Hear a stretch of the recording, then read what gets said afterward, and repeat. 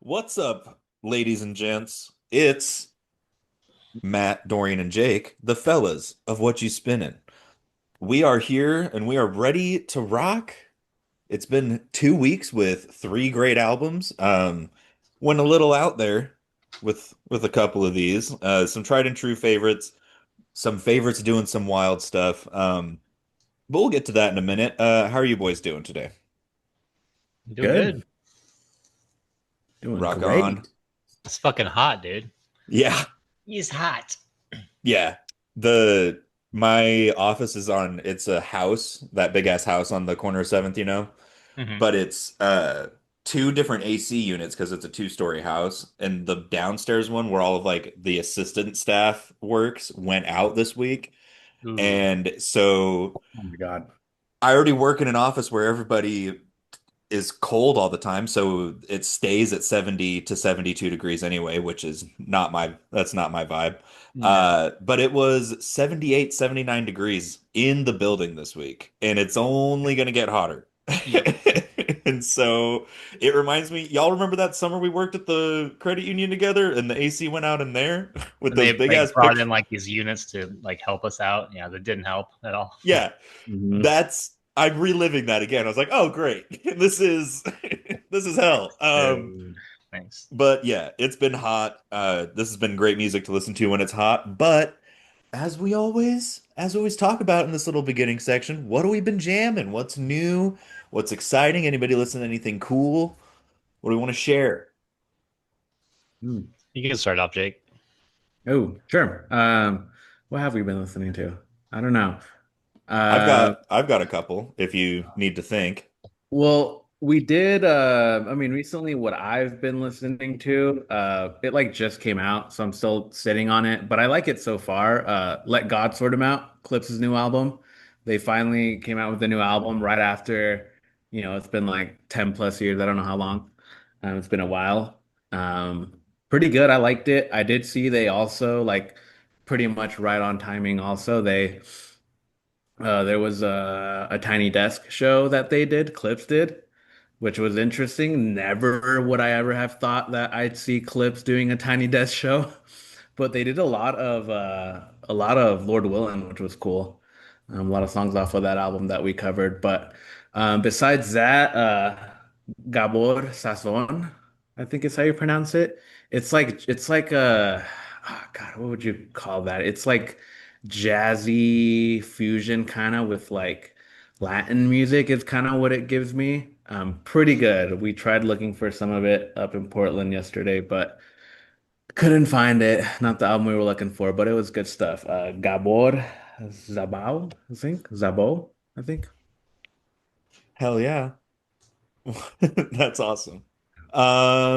I don't know if y'all checked this out. Duran Jones came out with a new album called Flowers. It's pretty good. Really leaning into that like R&B soul that they do so well. Uh that's a really good project. Check it out. I was bumping it quite a lot last weekend. Um Other than that, I don't think anything really. Deftones finally put out a single for their new album that comes out next month. So I Yeah. was listening. That came out on Thursday. Pretty good. But yeah, I haven't listened to anything like too, out there, shocking or crazy. We went on like a 90s, 2000s country kick on Friday night, you know. I don't know. Do you want to talk about that? I don't know. No, just just jamming, But then it devolved, because I on Friday the missus was doing afternoon drinking with her Okay. law firm, and we came home, and so we were just carrying that energy, just having a couple beers and listening to music. So it slowly devolved. It went from that to me playing like half of 10 by Pearl Jam by the end of the night. Ooh, Yeah, by the end nice. of the night, we're listening to fucking Black. We're listening to like, I threw Was on, everything? dude, I threw on them bones. Yeah, dude, Oh wow. it was a fucking high school locker room in here before a football game. It was, It's like Alternative Nation on MTV back in the mid dude, '90s. Love it, yeah, dude. man. Yeah. I was because you know how it goes. You sit there long enough, and you're like, oh yeah, you completely change the vibe of what you were listening to. And I was like, Mhm. yeah, fuck you, Tim McGraw, listening to Eddie Vedder now. It's good one, bro. Um, so yeah, that was fun. But yeah, check out that Duran Jones album. It's really good. Couple really good tracks on that. But Matt, what Nice. about you, dude? Kind of been all over the place. I dove back and I was sitting outside last weekend in the backyard in the early afternoon, and Slift came on. The Uman album came on, and man, Oh, the it's so guitar good. work and like overall like ambient atmosphere that album puts out, I think would make anybody a fan if they'd never heard that album before. It's just so good. Um, so I kind of dove back into that, and then Tyler Childress has a new album out called Snipe Hunter. It's not bad. It's not like the old one that we reviewed, but it's got his vocals and his his twanginess on it, so I appreciated that. And then Yeah. I kind of dove back into like mid '90s Master P funk era, like Mystical and stuff like that. Like I don't know why Silk the Shocker. Oh, Uh, dude, fuck yeah. right, kind of got back into him and the na na na na like kind of vibe. So that's been fun. Mystical's great. Like he's pretty much the godfather of like mumble rap in my opinion, because he honestly you don't know what the hell he's saying until he starts yelling, and then you can kind of decipher what he's saying. But it's fun. So the Shocker, Snoop Dogg, like that whole album is just the whole like No Limit. That whole thing is just really cool. So Hell yeah. I did give Enter the 36 Wu-Tang. I did give that a good listen, like a over 2 days. I kind of was like revisiting that. I was like, I don't know, something about needed a little ODB, a little ODB and Method Man in the blood system this week. So I kind of feel you on going back to some of that kind of stuff. That's good nice. shit. I almost sent you Yeah. guys a song last night. I'm like, well, I'll hold on to it. I'll keep it in my pocket for now. Oh, okay. Now Okay. I'm curious. I'm gonna turn you upside down and shake it out of your pocket. I might throw it at you guys after the cast. We'll see what happens. Yeah. Hell yeah. Rock on. Okay. Oh, uh, we're going to see. Did you see this? That this was coming to town, Matt. Parliament and Funkadelic with George I heard Clinton about that. Yeah, coming Miranda's to the going. cusp. Yeah, We're going Miranda. too. Are you nice? Yeah. I was like, we should. I was like, I don't know, that'd be kind of fun. And she's like, bottom. She's like, fuck it. Like, we're not doing anything. So, um, that'll Nice. be. I don't know why. I'm like, that's gonna. It's gonna be something. It'll definitely That'll be be something to talk fun. about on here. Be a great venue to go to watch Yeah. that band. Yeah. Oh yeah. Yeah. That was Where's it like at? part. It's at the Cuthbert. Nice, nice. They were just in Bend like 2, 3 weeks ago, not too long ago. Hell yeah. We Everybody need the goes to funk. Bend. Yeah, everybody goes to Bend. My Morning Jacket's going to be there pretty soon in August, I think. Like, Yeah. Oh, everybody goes to Bend. heck yeah. All right. Are we ready? Shall we? Let's do it. Yeah. Shall we? Alrighty. Well, we don't got any other music to share for now, but we've got three damn good albums to talk about and give a little review appreciation session for. I'm Dorian, that's Matt, and that's Jake. We're What You Spinning. We'll be right back to kick off this wonderful episode 95. Stick around.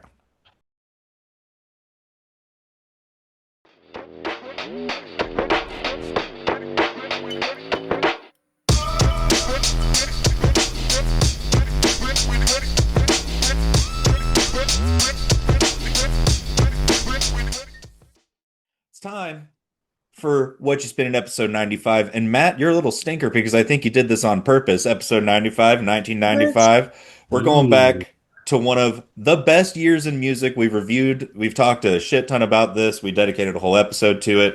We've brought up a lot of albums from this year outside of that even. Matt, what album from 95 you bringing up, dude?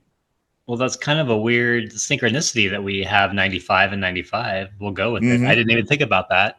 Thank you for pointing that out. This is a band that we've reviewed in the past. We reviewed their second album, Angel Dust, but this one's going to be their fifth album. Uh, King for a Day, Fool for a Lifetime by Faith No More. Definitely a different direction for this band in general. Losing the guitarist that kind of made them who they were. Jim Martin left the band for this album, and they brought in the guitarist from Mr. Bungle, who Mike Patton had played with for a long time. And you can definitely tell the difference. I mean, it's night and day difference, but as far as the guitar work goes.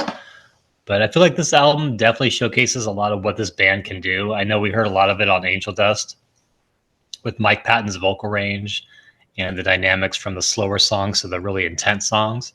I feel like this album has everything. It has the slow ballads, it has the fast ballads, it has the ballads that are just like too intense, so you don't know what he's saying. But again, his vocal range, he's got so many octaves. He's just working it all and showcasing his talent.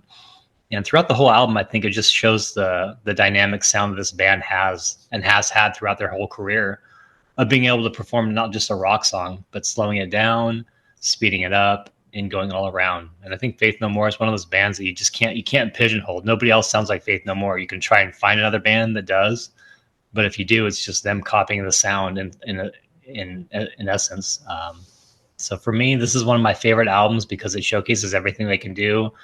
I love Mike Patton. His vocal range is a dynamic. He's one of the best vocalists in rock music that I can think of. And this album showcases a lot of what this band did throughout the 90s and beyond. So what do you guys think?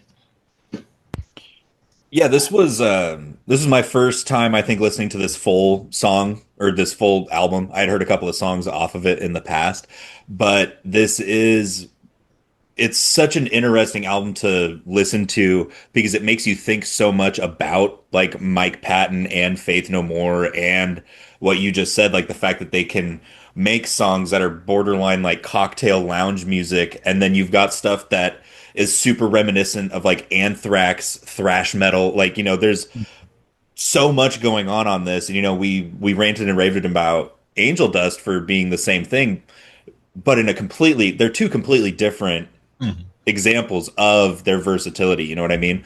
Like you listen to this one time through, let's say, and you're like, oh, there's some like good aggressive songs on there. But then you listen to it a second time, you're like, whoa, there's actually, like you said, this is very ballad heavy, very introspective, emotional music. And it's just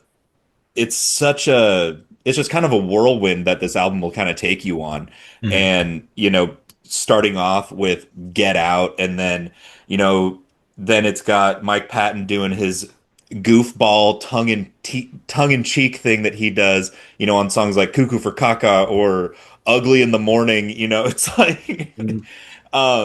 but yeah, this is a very strong album. Obviously they had kind of found their rhythm with Martin, but then losing him and having the guy from Mr. Bungle come in, great choice in my opinion. They were kind of able to just pick up where they left off, probably Mhm. due to the chemistry with Patton anyway. But yeah, I think it's like, man, I love this album and I love Angel, so it's like, God damn, now I'm almost convinced that I have to start finding more of their discography myself because these are two just phenomenal albums that you've brought up. So thanks for bringing this one up because I don't know if I would have gravitated toward this one. So Mhm. Nice. Yeah, for me it was like already hearing the first album, Angel Dust, like I already kind of had in my mind already like an expectation, like what I was kind of getting into, like these slower songs, faster songs. But Mhm. when I heard this, like I have once again, pretty new to Faith No More. I don't really listen to a lot of their stuff, but hearing this album for itself, for what it is was a really solid listen. Like at first, it was a little, it was fast paced, but for me, it felt like a little slower getting into. I don't know if I wasn't feeling it or what.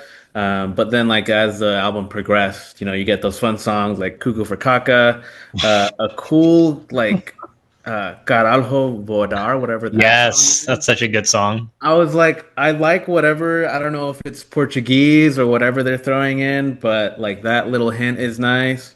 Songs also like The Last to Know and Just a Man wraps it up perfectly. So it's like they were. I don't know if they were having more fun or just experimenting more differently, but you could tell that they're at this point their sound and what they're doing is locked in. Like it's Mhm. they'll do the slower or the fast-paced songs, they'll do songs that aren't as upbeat, songs that are, a lot more relaxed, but they nailed it. Like this album is kind of a testament to that, like how good of musicians they are, and even to be able to adapt with a new member coming in like that, like it's Yeah. they already brought it in like they were, like they've been doing this before. So, yeah, it was really like turned my head to it a lot. Like it kind of switched my view that I had on this album at first listen. So, yeah, really, really got into it. Really dig it. Yeah, definitely a transition period for this band in general. I think during the album, either before or during the recording process, there was a accident, like a car accident that the band suffered. Mike Patton was driving, and the keyboardist Roddy Bottom ended up not being present for most of the recording sessions due to that. And then the death of Kurt Cobain in the mid '90s. It's a huge influence on a lot of people. No matter what kind of rock music you play or whatever, you're going to be influenced by that happening. So he took a break. But coming back and looking back at this album, it doesn't seem like there's any hiccups to me. Jake, you brought up a good point with like Cuckoo for Kaka and like all these other tracks. Star AD, like it's like casino Las Vegas music almost in a sense. And to be able to do that and then cut it to like a super aggressive song is just really dynamic of what a band can do, like Faith No More. So Mike Patton again holding the reins down and doing his thing. Again, his language versatility, being able to speak Portuguese, I think that's what it is, and Italian on his other albums that he's done. And he's so dynamic. And I think a lot of people don't realize that about him. They just think of him as like a screamer or just like a random vocalist. But if you sit down and listen to Mike Patton, he is all over the board. He's done soundtracks for movies that have come out in the last few years. The guy is just amazing at what he does. To have an octave range that's like 18 octaves or something stupid, like some stupid sound, like he's just amazing. Right. And to be able to come back and after putting out the real thing and Angel Dust, and trying to find your voice again, and switching guitarists and kind of switching the dynamic of the band in general. Jim Martin's a great player. I don't know why that whole thing dissipated. I think Jim Martin was looking for more of a rock sound, and Faith No More was going into different genres in general. They weren't sticking with a certain dynamic. It was all about seeing what they could do in general. So it was sad to lose Jim Martin, but I think the progressive dynamic of the band and where they went from here is huge. And I don't think they would have done that with Jim Martin. I think it would have stayed more rock heavy. So I love this album for the diversity that it shows. Yeah. I think that's very well said.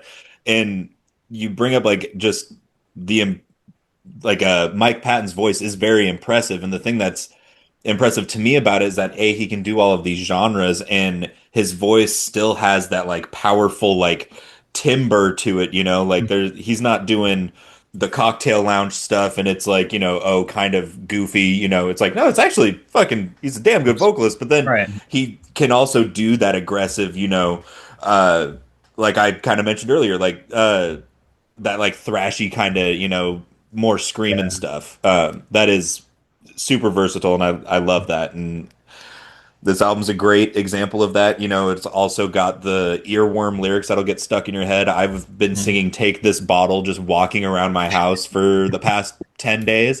Just like when we did Angel Dust, I sang RV for a fucking month. Mhm. So Yeah. um and yeah, I think this is if what you're saying, I believe what you're saying that this is like a very versatile like where they went from this album is like kind of huge. Now Mhm. I'm like definitely gonna be spending some time. I might have to dive down this little Faith No More rabbit hole, see what they got going on here because there's some just really crazy stuff. The fact that you have we've everything that we've said about Mike Patton, but then the instrumentation behind it is super super dope. Like I was looking at bass lines earlier today. I'm like, what can we figure out on this?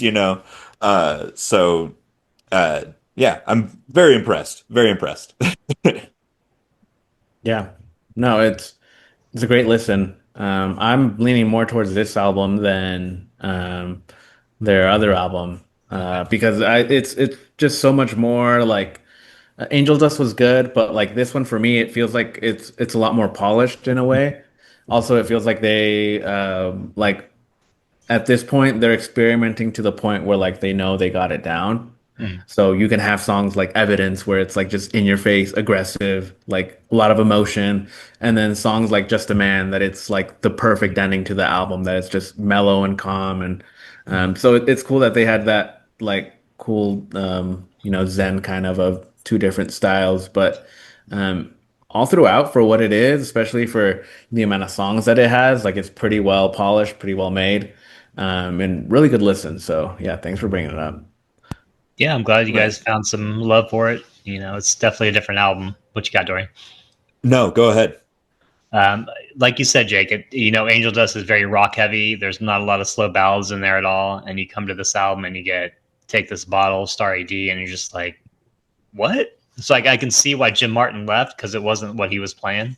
But again, to not change your sound and like try to be different in the 90s, especially the mid 90s with alternative music, like you're just going to drown and be another no name band. So I think Faith No More stood out, after The Real Thing came out. You got It and Falling to Pieces, all those huge songs. Like they had to do something different. And being able to have a vocalist like Mike Patton that had the range to do those things, a lot of vocalists wouldn't have been able to do the Star 80 songs and like slow it down. So I think him, bringing what he has to the band, they're all great musicians. There's so many good musicians in this band, but like he's definitely the forefront of it and has been able to, lead that band in different directions, with the lounge music, with the heavy music, and with the slow music. Like, it's almost a country ballad with Take This Bottle, kind of a sad song about alcoholism. But at the same time, it's just a great band, and this is a great album. So I'm glad you guys liked it. Yeah, it's incredible. It's truly a testament, and it's the thing that I just kind of was thinking about as you were mentioning all those huge songs. I'm like, yeah, let's not forget that this is the same band that put out Epic, like these. So you've got a band that can do something like Epic and it gets huge, and then the mainstream kind of, for lack of a better word, like forgets about these guys, and Yeah. then they come out and they have an album where within the first three tracks there's a song like Evidence on it, Hmm. and you're like, how the fuck, like where did that come from? And Slows it down a so lot. Yeah. exactly. So and because you listen to an album and then Spotify starts playing its thing. Epic was one of the songs that it did after I listened to this, and I was like, oh Jesus Christ. Like, you kind of forget how because if they would have stayed on that track, in my opinion, I think if they stay on that track with songs like Epic and The Real Thing, Jim Martin staying in the band, I Yeah. think that they get lost in the shuffle I do. as one of those Hmm. bands that kind of just got churned out in the mid 90s and then never really did anything unique. Yep. And, thank God, I mean, thank God that didn't happen, because we've Mhm. got albums like this that are super great. Mike Patton, I think it's kind of hilarious. We're starting the podcast talking about Mike Patton. We're going to wrap it up talking about Maynard James Keenan. Mhm. I think Mike Patton is just as interesting of a mind in music as a guy like Maynard James Keenan.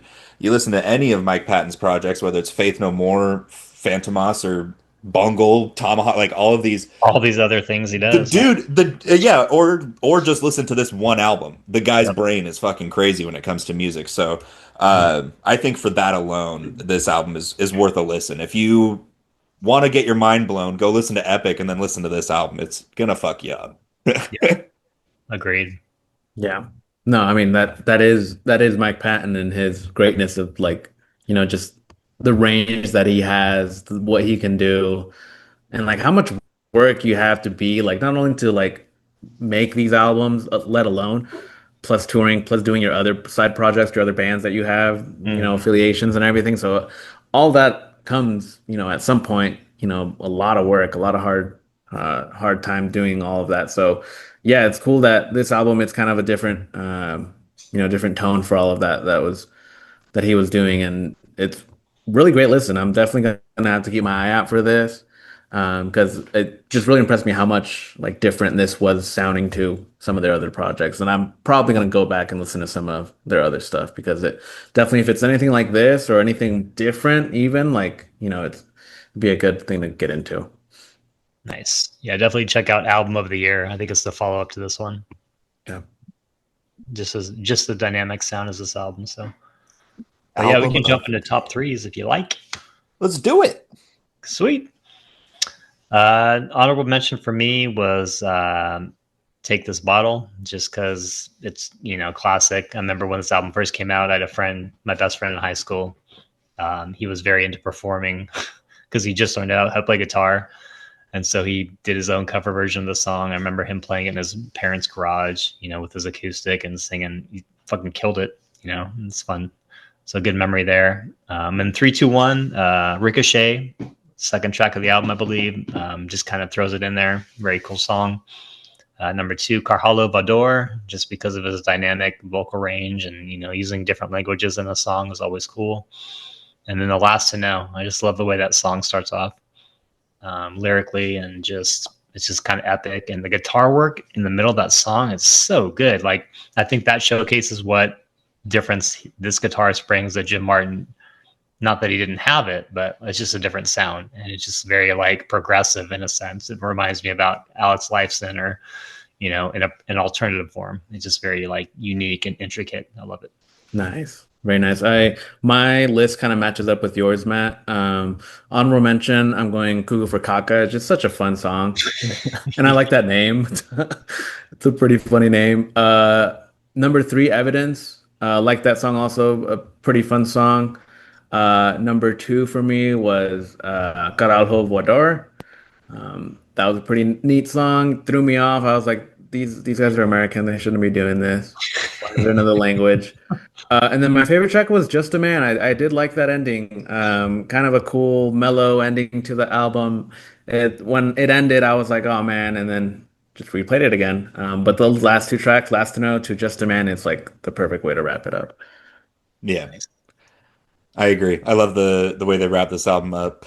Honorable mentions for me: 1, Cuckoo for Kaka. That one. Enough said about that. Second one for me is the Gentle Art of Making Enemies. Matt, you and I were We singing didn't talk words. about that song very much, but Jesus No, Christ, the vocal range and like the dude, screeching and like, dude. What, yeah, like, some of the shit that he's saying is like yeah, so insane. It's yeah. like, I deserve a I deserve reward a reward. Yep, yep. because I'm the best fuck that you ever had. Who comes up with that? Right. Who the fuck?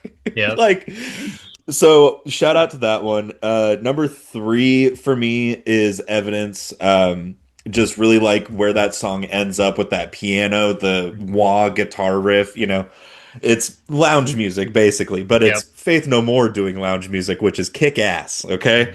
Uh, and then number 2 for me is Take This Bottle. Great one. Just love the way that that song kind of like slowly builds. Mhm. And then number 1 for me is Ugly in the Morning. Okay. Just that powerful, the tom drums going, and then Mike Patton doing his like, "Rah, rah, rah." I just imagine him on the top of a fucking mountain, just bellowing. The dude's just belting it on that song. Right. So yeah, Ugly in the Morning. Nice. Happy birthday, fucker. I'm glad you Yeah. like that album, dude. Dude, it's so good. Definitely this album, it just, after a while, you get about 2 weeks with this album, it starts to crack you up, because you're like, how the hell does it's one of those, It gets silly after a while. Yeah. right? Well, and it's kind of like when I went on my ambient music, like, how the fuck do you think to make this type of music? Like, Mhm. this album, by the end of it, you're like, how does this one group do all of these things? And that album being King for a Day, Fool for a Lifetime, released in 1995 by the great Faith No More. Go ahead and listen to this. Listen to Angel Dust, but more importantly, sounds like you got to listen to the shit that came out after this one as well. Yes. That was Matt's pick for this week. A hell of a way to start off this wonderful episode 95 of Whatchu Spinnin'. We'll be right back to slow it way down and go just a couple years prior to where we are now to 2023. We'll be right back. It's Whatchu Spinnin', episode 95. Oh.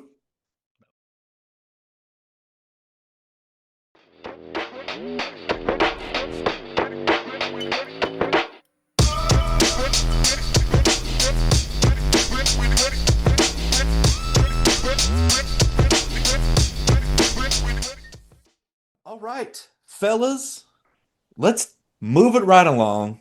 Go to the year 2023 for quite a shocker to the music Yeah. world.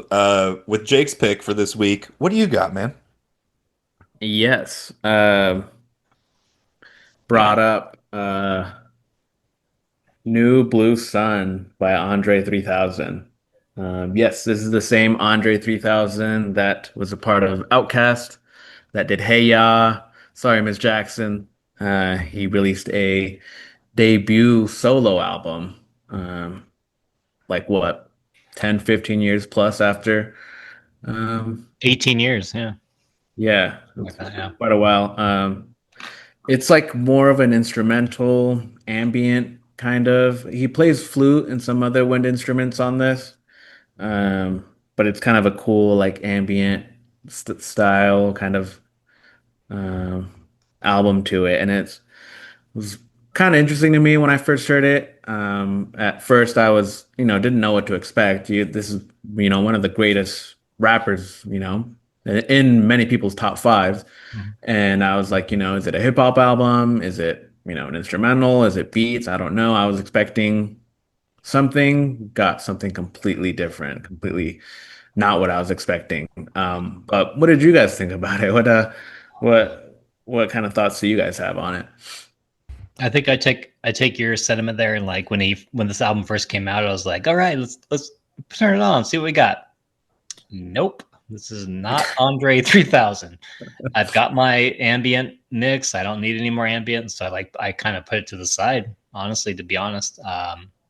But picking it back up after you brought it up, like I wish I hadn't, because this is such a great album. Like it gives me Eno vibes all the way throughout. Like it's very ambient, it's very calm. There's so many different things going on throughout the whole album that you're just like, what the fuck? Like, what did he do? Did he just like take a bunch of hallucinogens and like go down the ambient wormhole? Like, I'm so confused as to where he got his inspiration, but I love it. I'm glad that he did this. I know he's probably got a lot of, bars that he wants to spit out, but for this is great. Like, I'll put this on all day. For me, it was something that I could put out in the background. Trying to pick top three was impossible because the whole album's really good. And I think it showcases what he could do. Like he had done some experimental work with his flute on a couple different movie soundtracks previous to this. So I Yeah. think he kind of had his footing in the door. But for him to go from like one, like you said, Jake, one of the greatest, top five lyricists of all time in hip hop to this, like nobody's done that before. And I think he's been overlooked a little bit by this direction he's gone into. But for somebody to be like one of the best hip hop and be a part of Outkast, one of the greatest hip hop duos of all time, and then just completely go 90 degrees into something else is huge. Like nobody's done that. And for you to do it and do it well, man, what else does he have out there? I can't wait to hear more stuff. And this album is great. So thank you for bringing it up. Thank you for bringing it back on my radar. I wish I hadn't slept on it, but I didn't now. So we're good. Hell Yeah. yeah. Um, Everything Matt just said is same. Like Yeah. uh, I'm gonna piggyback off of everything because I did the same exact thing. Heard I was like, oh shit, because we all knew, hip hop knew as a whole, the community, Mhm. that Andre 3000 hadn't put out an album since Outkast disbanded because he decided he wanted to play Jimi Hendrix and fucking biopics and play the flute for movie soundtracks. Like, so I remember this coming out and being like, hell yes, Andre 3000 bars. I love me some three stacks. And then you turn it on and it's exactly, fucking Brian. It's an Eno album. And my brain hadn't fully turned on to the wonder that is ambient music. And so I did the same exact thing. I said, "Get this horse shit out of here." I was like, "Fuck, forget this." Yeah. I was like, "Ambient Andre is for the birds." I was like, "I don't need this shit." And I think like because of how quickly I dismissed it, I just totally didn't even think about it when I started going down my own little journey of discovering ambient music that I went on this year. And Matt, you said it perfectly. I'm like, God damn it. Like, why did I sleep on this for so long? Because there's just wonderful stuff in here that I'm like, oh yeah, this is right up all three of our alleys. I'm like, I'm like, Yeah. yeah, the flute, the wind controller, the weird shaker. Like somebody's literally playing there. If you go to Wikipedia, someone is credited as playing plants. I mean, what are we Okay. doing here? like Plantation. fucking Yeah. shaking ferns and shit. Like it's so out there, and it's like then you think about it for about 10 seconds. You're like, oh yeah, of course this is what he did. Like, of course this is what the kooky guy from Outcast ended up doing. But it's like you said, Matt, it's so impressive just how aggressive of a turn this is from what Outcast was and what Andre 3000 was known for. It's such a crazy veer off of that Mhm. track, and he really just destroyed it, like just knocked it out of the park with this. And so I'm thoroughly impressed. I now see why they were charging $80 for this. Yeah. I'm like, okay, like I can if you're a head, if you're a true Andre 3000 head, I can Mhm. see. But I digress. Thanks for bringing this up because I truly don't know if I would have gone down this myself. Like I probably still would have just forgotten about it. Nope. Mm. Yeah, thank you, Jake. Yeah, I would have done the same thing. Would not have dove down this. Would not have gave it a second look. But thank God you brought it up. Yeah, no, absolutely. This is like when I heard of this, at first, same. I was like blown away. I was like, I don't know if I'm into it. I kind of listened a little bit more, and I got more into like soundtracks, ambient music, kind of live stuff like this, and it really caught my ear to that when I started getting into it more. And he's doing a damn good job of it too. And all the work that all the help that he had from this also. Yeah. Carlos Nino, like one of the producers on here and engineers that helped him out a Mhm. lot. He's known for doing this like ambient stuff. Pretty cool also. I didn't notice this until I did more research to this album. A couple other people like Nate Mercado, I think. Nate Mercado, something like that. I love that guy. I've been listening to his music for years. So it's cool seeing that. I was like, oh, okay, he worked on this album too. And it's like, where has this been? Like how did he get to this point? Like being one of the greatest hip hop artists of all time and to completely 360 and do this. Like he pretty much essentially fell off the face of the earth and would like just show up every now and then at like airports and like plazas playing his flute out of nowhere. And there's like videos of this. Like, where does this come from? It's so out of left field for a hip hop artist that, for good reason, people think, hey, this person's out of their mind. What's going on? Because, they're rapping about this stuff in Mhm. Outkast. They're living this lifestyle, and, it completely 360s to something like this. So it's cool seeing like a difference and a change in an artist in that way because, at a certain point, he stopped wanting to be associated with, that because it just brought up too much attention, a bunch of issues, because he was so famous at one point that, it's hard doing anything Yeah. in real life. Like being a human, it's hard. So, like, I was looking at a lot of like interviews that he was doing around this time when the album came out because, like, he didn't want to go back into that, like, fame or media or whatever, but he kind of had to like bring up the album and get some attention to it. But really interesting what he was saying and the way that he thinks about stuff.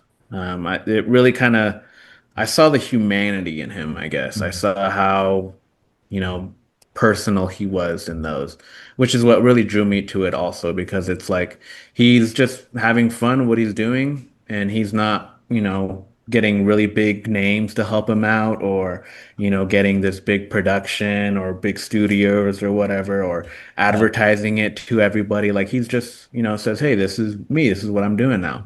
So it's cool to see that change of, hey, I'm gonna do my own lane, and if you like it, you like it. If you don't, you don't. It's, it doesn't bother him. So that was cool that I liked about it. And yeah, just it being ambient, I was like, this is totally my jam. This Mhm. is what I want. This is what I listen to. Right.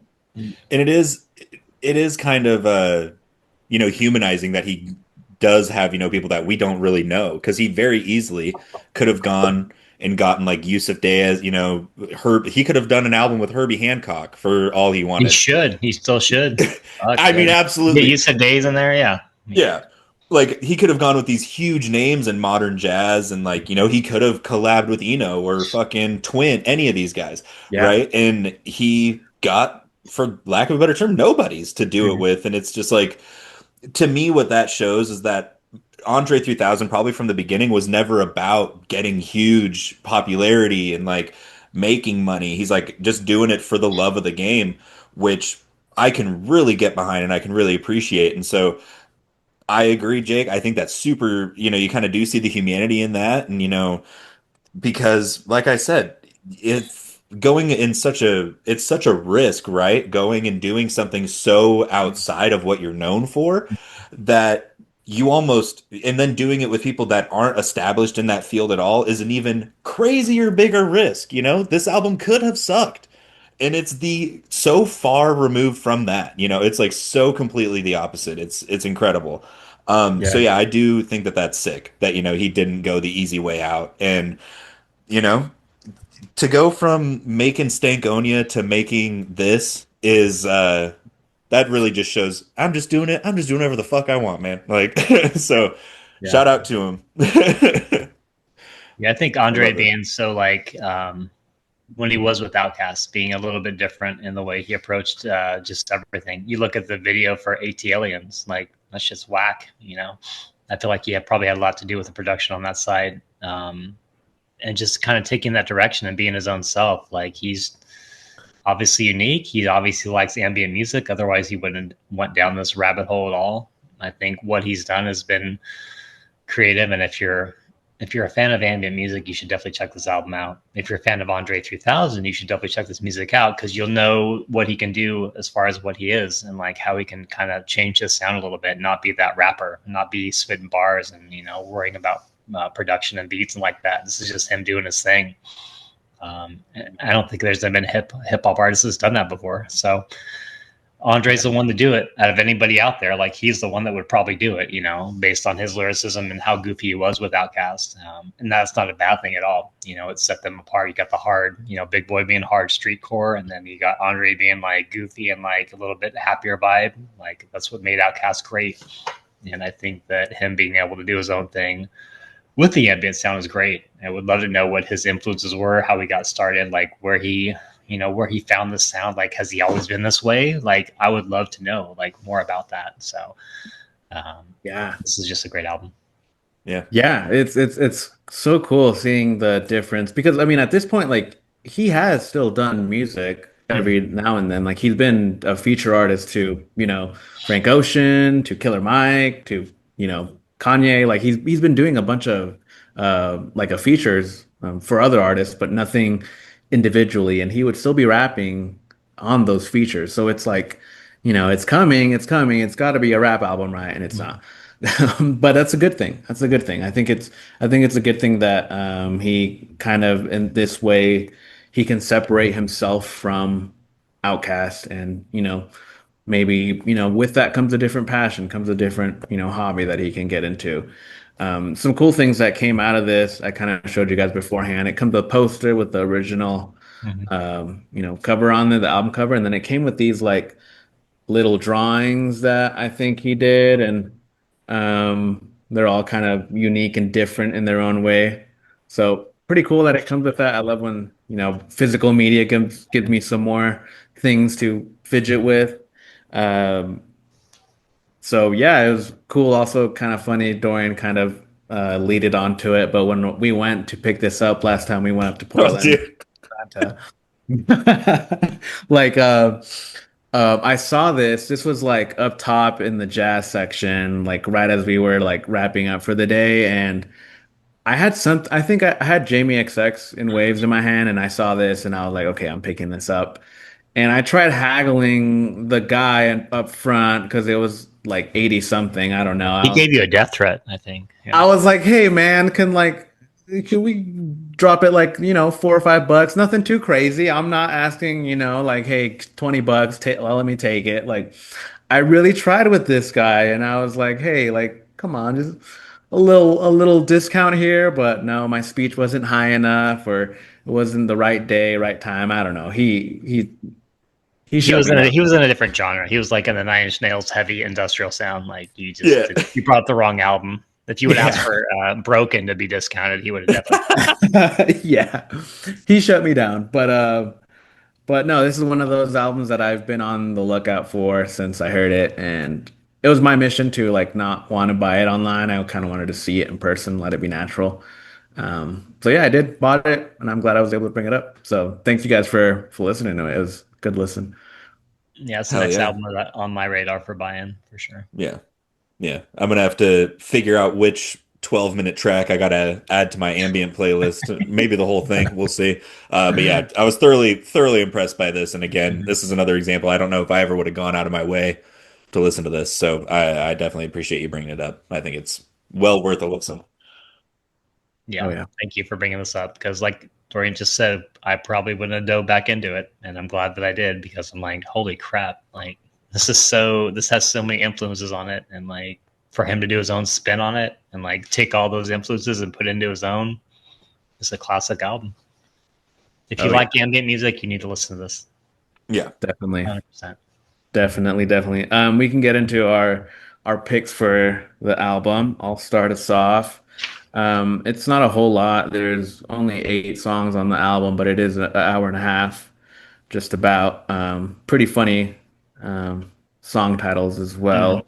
Honorable mention. I'm going Dreams Once Buried Beneath the Dungeon Floor, slowly sprout into Undying Gardens. In the interview that I saw that he did with GQ, he said that was kind of a reference, a drawback to the dungeon in the studio that they would do with, Dungeon Outkast, Goody Family. Mob, stuff like that. So that was pretty cool. It's honorable mention. Number 3 was the title track. I swear I really wanted to make a rap album, but this is literally the way the wind blew me. Number 2, the slang word pussy rolls off the tongue, yada yada yada. It's a really long uh, track title. These are crazy titles if you want to read them on your own. But my favorite track was Ants to You, Gods to Who. Really like that song. Yes, good track. I'll follow up Uh, on that. no, you go That, ahead. that was my honorable mention for sure. And then I went Nights in Hawaii. I'm just going to kind of abbreviate the tracks because they're so long. 93 Till Infinity was my number 3. And then You, Gods to Who was my number 2. And then number 1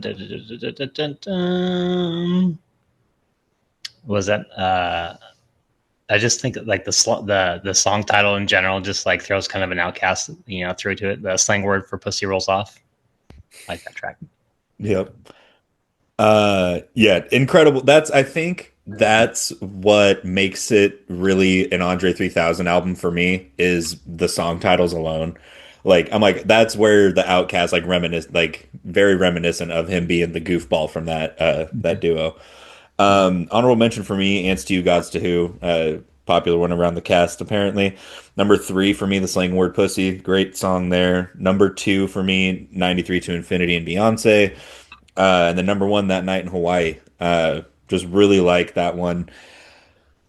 Yeah, man, that's a hell of an ambient track right there. Mhm. uh, so yeah, I love this, man. Great pick. I do have this thought that I wanted to share, real quick. If you like Matt said, if you like ambient music, listen to this. If you like Outkast, listen to this. I implore you, if you listen to this, go immediately back and go listen to something like any song off of Aquemini. It makes Andre 3000's like more introspective raps that much crazier when you listen to him do an ambient album and then immediately go and listen to the track Aquemini or like Rosa Parks. You're like, Or how even the title track, yeah, Aquemini, yeah. yeah, you're like, what the Mhm. fuck? So, um, go ahead and do that. Give this a listen. New Blue Sun by Andre 3000, released in 2023. Uh, Man can play the hell out of a flute and compose some damn good ambient music. That was Jake's pick for this episode 95 of What You Spinning. We'll be right back to put a big old bow on it and talk about mine. We'll be right back.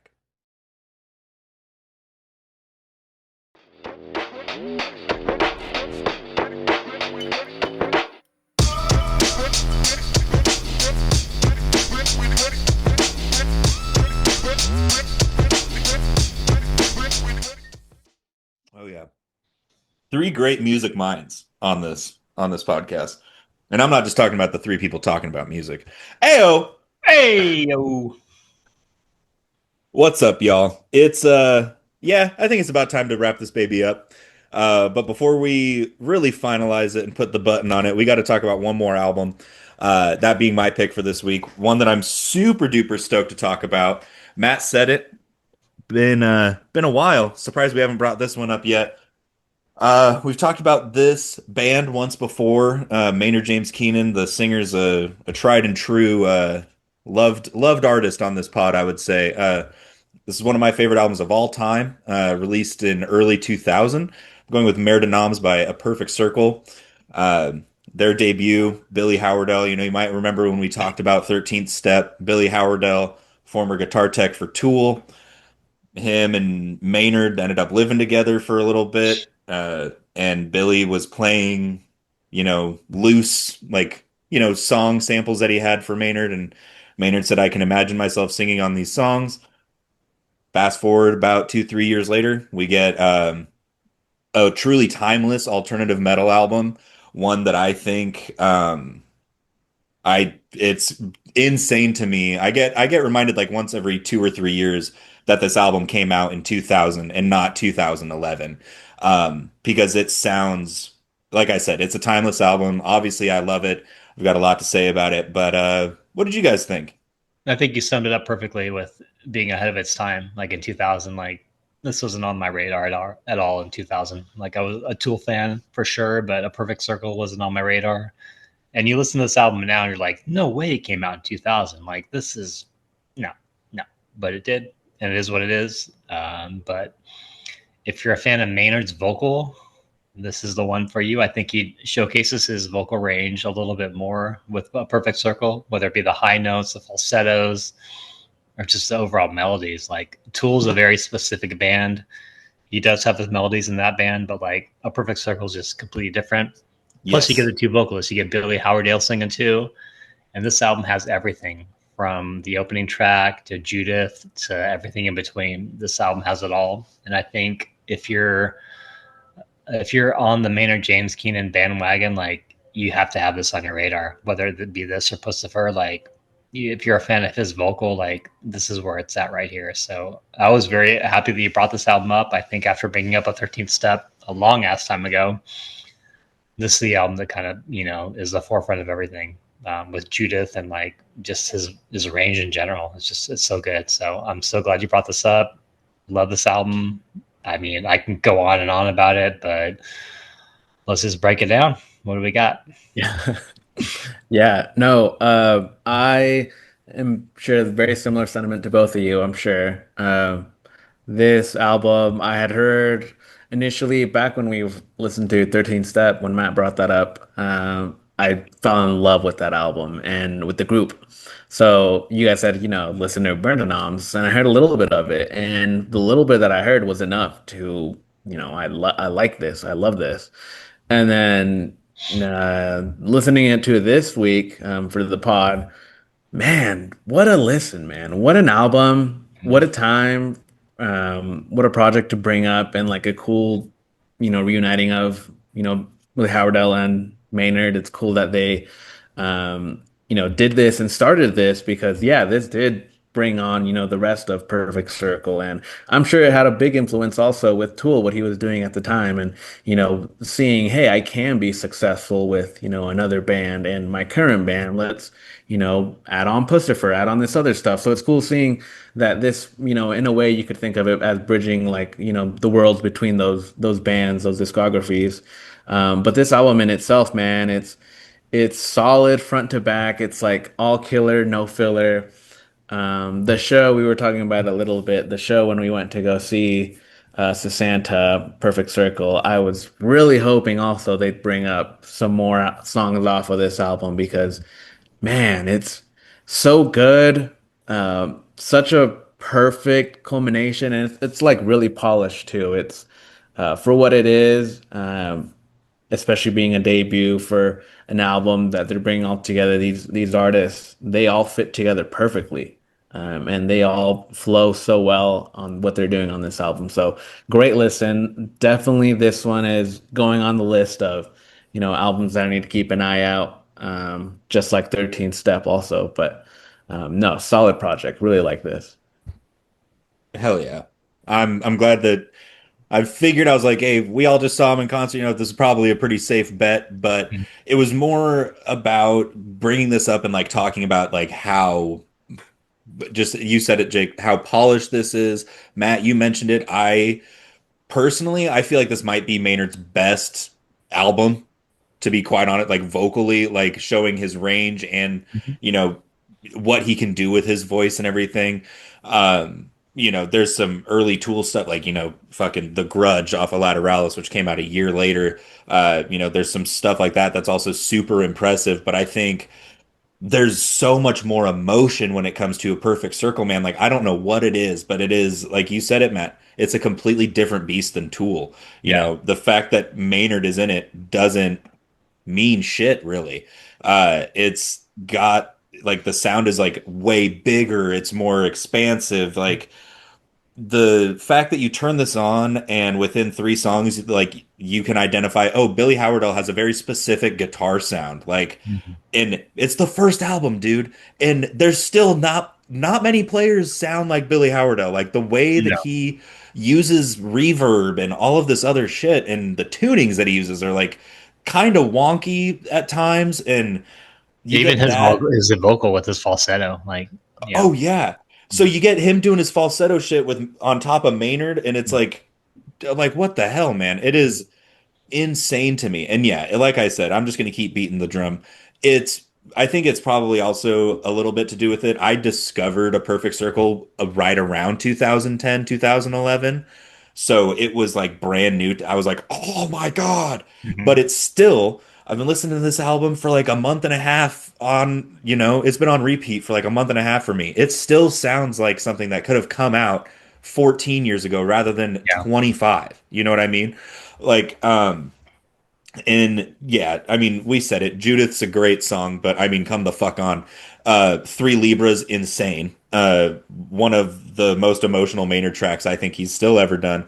The Hollow, I mean, dude, it's a hell of a way to start an album off. Like, and the Hollow into Magdalena into Rose. Like, there's these 3 song runs on this album that are just disgustingly good. Yeah, man, I can. This is one that I'm almost about to just shoot my own episode and break this down song by song to be like, listen, fucking here, man. Like, I get so red string about this album sometimes, but yeah, this is truly just like I said. In my opinion, it's hard for me to find an album. Maybe it's like this and Lateralis for best Maynard albums, in my opinion. And it really depends on what day you catch me on, and it'll swap. But yeah, truly remarkable.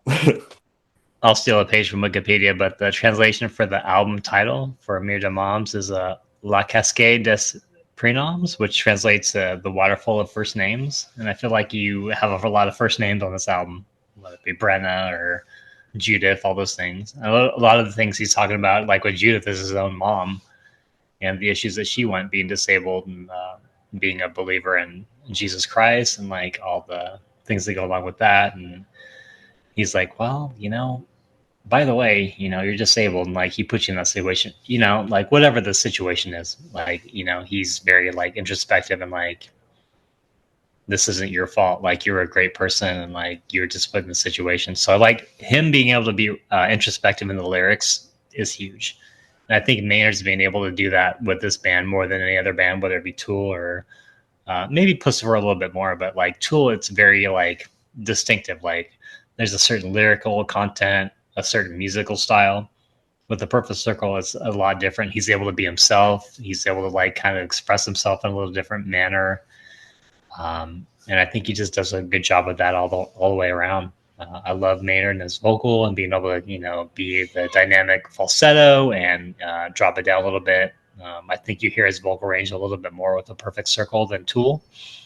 Tool's a little bit more aggressive, and you got the little more audio effects and things like that. I think with the Perfect Circle, he doesn't use any of that. He's just doing his thing, and I love that about him. Mhm. Yeah, it's also kind of same. It goes all over the place with the feeling of the song. Like some feel a lot more sentimental and introspective, like Three Libras, and then you'll have like slower and even fast-paced songs like Thinking of You. It's like feels more heavy hitting with his vocals. Also, he adds like a cool setting to that, and Thomas also has these like haunting vocals from him. So cool that he, at this point is already kind of knows how to use his voice as an instrument in itself. And then songs like Orestes, that it's like calmer. It's like much, much calmer in comparison. So he has like the cool difference of, shifts of how it's leading the album throughout. But for the most part, man, it's fucking solid. Like every Mhm. song on here, I can't think of that I would skip. Breña, the song is awesome. It's killer. Three Libras is I caught myself listening to that one a lot more and more these last couple of weeks. Um, but no, I mean, it's a solid listen, and it feels still pretty new to me, in a sense too. It's like when you just discovered a band and you're like Mhm. constantly listening to it. Like for last week, the whole week, pretty much, whenever I was at the gym, I was like playing this at some point. So, yeah, thank you for bringing this up. Oh, absolutely, man. It's yeah, it's hard hitting, it's emotional, it's everything that you could want. Mhm. Maynard has kind of always had this kind of mysticism to him and to his voice and everything and the music that he puts out, no matter which of the three bands you want to get into, it does kind of have a little bit of mysticism, like weird trippiness to it. And Matt, you said it perfectly, man. Tool's got the more aggressive side. This is really where he can let all of that shit out. And I mean, I think being in a band like Pussifer would be super fun. Like it's kind of goofy, like it seems like a good time, but it's like a perfect circle when I think about like what type of music I would want to make. I'm like, yeah, this is like the band I would want to be in out of the three. Like it's just groovy. There's like the way that these songs are structured. Like if you listen to Rose, I was really getting into this song this morning. You listen to it like toward the like that bridge part, it's like every at the end of every line, the music, like the instrumentation, like changes what they're doing and like breaks it down, like starts playing way fast, and just stuff like that is just rampant on this album. Three Libras is, very expansive, very majestic sounding song. Oresti, the just incredible stuff. Sleeping Beauty, Mhm. I feel like that's a song that gets kind of overlooked. That was one that I was like, if this gets played at Santa, I will cry. Like, I was like, I will bubble like a baby. Um, but yeah, like what I'm trying to say is like Maynard in and of itself, his voice on this album is impressive. It's like I said, probably one of my favorite performances of his. But the way that they wrote the instrument, like the music that they play, is just like so interesting. And there's something that you'll find that like piques your ear every time you listen to this, and that's why I still think it's one of my favorite albums after I've been listening to it for 20 years. Like I'm listening to this album for over half of my life, and I'm like, yeah, there's still not much that beats this. Yeah. Like, No, I agree. I think his lyricism throughout this album too, and just in a perfect circle in general, like it's more through the heart. Like Tools its own thing and its own beast, and I think he's able to express himself a little bit more, whether it be about his own personal life, his own trials and tribulations, things like that. I think perfect circles is like that's his thing where he can like express himself and like not yeah, be ashamed or afraid to just spit it out there. And I love that about him, even yeah. Pussifer in a sense. And I like this album because there's so many different musicians on it. Got Tim Mhm. Alexander playing drums on the first track. I mean, there's everybody we saw with the Santa is like all involved. It's like this one little like community of like, it's like a Hmm. commune of people. Like it's all them together. What a great Right. commune to be a part of. So Yeah, I agree. I damn it. I had something. Uh it's based on what you were saying, like this is like Maynard's thing. Like I think this is probably his favorite one that he's involved in. But also when A Perfect Circle was getting a record deal before this came out, he didn't go with the record label that Tool was on because Virgin was more willing to work with Maynard and treat it as an equal project to Tool. which Like is fun. he was like Maynard was like, I want this to be seen, it's not a lesser side project. He's like, I care as much about A Perfect Circle as I do Tool. He's like, my priorities are the fucking same. Like, don't undersell this. And thank God he did, man, Mm. because like it's wild the amount of people that are like I saw a guy at Jerry's yesterday wearing a Perfect Circle t-shirt. Like they're fucking everywhere, man. So thank God that like the PR or whatever, the way that they promoted a Perfect Circle was the way that they did because we got some good stuff. But Yeah. APC is more Um, like accessible rock music, whereas Tool's more like progressive. Like if you like Rush and like you like yeah. that long ass fucking 12-minute song, like Yeah. there you go. APC is a short and sweet. Yeah. Yeah. I agree. Yeah, man, they are the short and sweet, but goddamn, it's worth it. Oh, man. So good. But yeah, I anything else, or do we want to dive into some top threes? I just want to say that Maynard James Keenan is very versatile in his lyrical approach, and for being able to dive into 3 different bands and like put your own spin on every single one of those bands is pretty unique and like hard to do. Like he could sound the same, and be like with 3 different bands and just like spit the same shit out, but for Tool it's aggressive, for APC it's like a melodic, and for Pussifer it's like goofy. mhm. For all having all those 3 there, like I don't know. That's pretty unique and pretty epic for a vocalist to be able to do that and maintain for as long as he has. Pussifer's been around for a while. APC the same, and Tool obviously. So Yeah. he Yeah. knows what he's doing. So I Yeah. appreciate that. Nobody And else is doing that. Nobody else is doing that. Like name me an artist that's doing that with any genre, please. Like, nobody's yeah. doing it. As to quote somebody that we heard, some random person passing by at the Sasanta show, that he's probably one of the best frontmen of like any band, Hell like yeah. ever. Probably, maybe, because yeah, his versatility, his track record that he has with these bands, and also just as a musician is shows a lot. And yeah, he's fantastic. The band is amazing. It initially what drew me into Perfect Circle was just the cohesiveness of everything. So, yeah, really love this band. Love this album too. Nice. Hell And he's yeah. 61 years old. Jesus. Dude. And the motherfucker can make some wine, let me tell you. Not half bad. Yeah. Uh, but yeah, I'm glad that we got a chance to talk about this and really give it some appreciation. Seeing Maynard live, seeing all 3 of the bands live at this point, is I recommend that to anybody that's a fan of Mhm. any of his groups. Even if you're just into Tool, go see a Perfect Circle and Pussifer because you're gonna love them by the end of it. Mhm. Because it is they're different beasts. Like they're so different, even though it's the same guy. So yeah, and the live aspect is really cool. But we'll go ahead and dive into top thrizzles. Honorable mentions for me was super into this song when I first heard this album, but it was like a one of those revisits gave me a lot of appreciation for the song The Hollow. Totally forgot Tim Alexander played drums on that until this morning.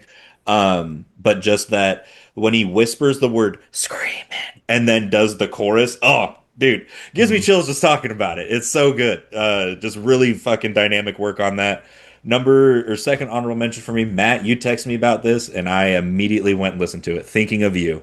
Insane song. One that I almost had forgotten about myself. Uh, Number 3 for me, this was another creeper in this morning, made it into my top 3, Rose. Just the way that that song starts off and where it goes and where it ends is truly something. Mhm. Number 2 for me is Sleeping Beauty. Just really strong vocal on that. The instrumentation's killer. Really love the guitar riff on it. And the number 1 has been my favorite for a long ass time, Orestes. Just that give me one more medicated, peaceful moment.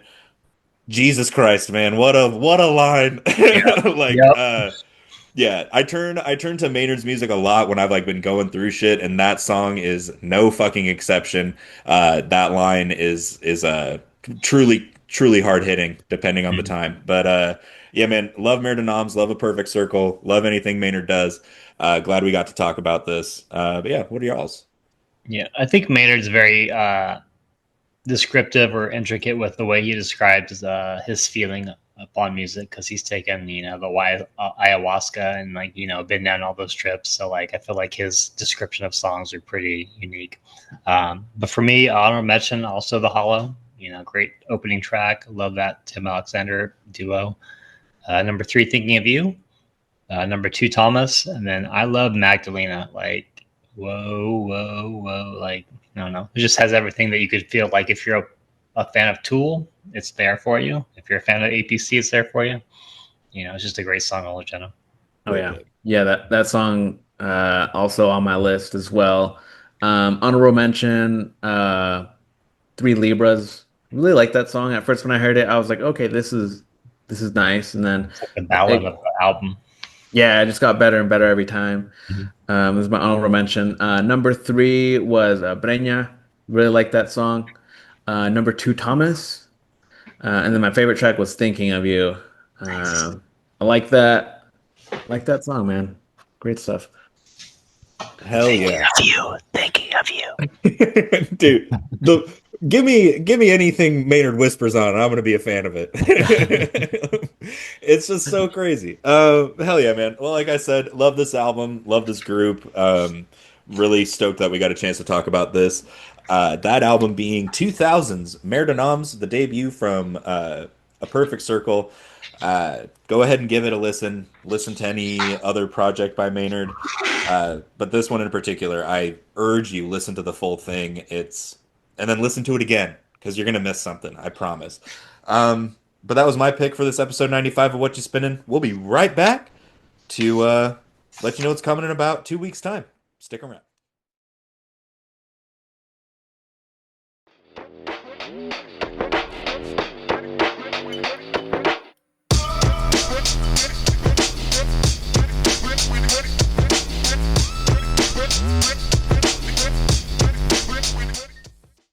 All right. Well, man, that was some fun.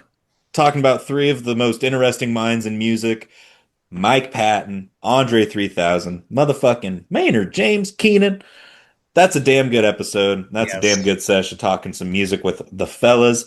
Um, but it's about time to let y'all know what's coming in about 2 weeks' time. We go in the order that we just shared our picks for this week, which means, Jake, you're up first, my man. Nope. Or You're no, wrong. Matt. You're wrong. You're wrong. Matt. Call him out, man. Yeah. I was looking, I had my How dare notebook. you? My notebook was not on the right page, to be quite honest with you. Did not realize that. So yeah, Matt, why don't you tell us what you've got coming in about 2 weeks' time? I've been feeling the summer vibes and the rock music, like I hinted to a little bit before with Slift and Uman. The modern day progressive heavy metal. I don't think we've talked about this band ever before, so we're going to 1975 Led Zeppelin, Physical Graffiti, double album. Not too long, but this is one of their best albums for sure, in my opinion. Indeed, it is. Great pick. Thanks. Good summertime vibe. Hell yeah. Oh yeah. All right. Now, Jake, if you'd be Very so nice. kind. Yes. Now it's your turn. My turn. So, 2016, this came out in 2016. Flatbush Zombies, 3001 Laced Odyssey. It was about time. I couldn't think about what I was going to pick, and I thought, why the hell have I not talked about this yet? So, When I say that album was the soundtrack to like a solid 3 years of my life, dude, I was listening, dude. When I was slinging shoes and getting into general scumbaggery, let me tell you, 3001. Molly. Yeah. Yeah. Fuck, I love that album. That was in the bracket. It got absolutely pink misted in the first round, but Yeah, I at least got tried. dismissed right away. Yeah. Yeah, I tried to give it a good shot. I appreciate that. Um, Fuck yeah, Jake. Good one. I am going in the same vein as Matt. Summertime, driving around, listening to loud, heavy music. This is one that I've been doing that a lot with lately. I want you guys to share in that experience with me. I promise this is probably the last time I'm ever going to talk about this band. I've been trying to hold off on bringing this one up, but I'm going with 2003's self-titled Deftones album. Nice. This is a really, really good one for driving around with the windows rolled down. It's pretty aggressive. The when they do get soft and slow on this album, it's fucking incredible. Um, so yeah, that's a Nice. that is an episode. That is two bangers back to back. We just had again Faith No More, Perfect Circle, fucking Andre. But then we're going into Led Zeppelin, Flatbush Zombies, and Deftones. I mean, who are we? That sums up our podcast right there. Dude, Fucking A, dude. that's That's what you're spinning right there to a T. that is that is what you spinning. Go ahead and listen to all six of those albums that I just mentioned. The three from today, the three we're gonna listen to. Um, Go ahead, support your local record store. If you're in Eugene, go support Moonrock Records on West 11th, or yeah, on West 11th. Cali there is fucking East great. 11th. East, yes, it is right before it turns into. You're right. Um, yeah, go support them. In particular, I was talking to her the other day, and she would love to see more of your faces in there. Other than that, support local artists. You know, if you've got a buddy that's in a band, maybe go out, have a cocktail or a mocktail, and listen to them play their music. You know, I'm sure they would love it. Try new food. If you're a cook, try cooking something new. But yeah, send a friend a song. I know I've been beating that drum a lot lately, but I love sharing music with people. I love when people share music with me. So go ahead and do that. Let people know about the show. Follow us on Instagram. Follow me on Instagram at Dorian Dilly. We love you. I'm Dorian. That's Matt, and that's Jake. We are Whatchu Spinnin. This has been Whatchu Spinnin episode 95. Go ahead and have a great day. Peace.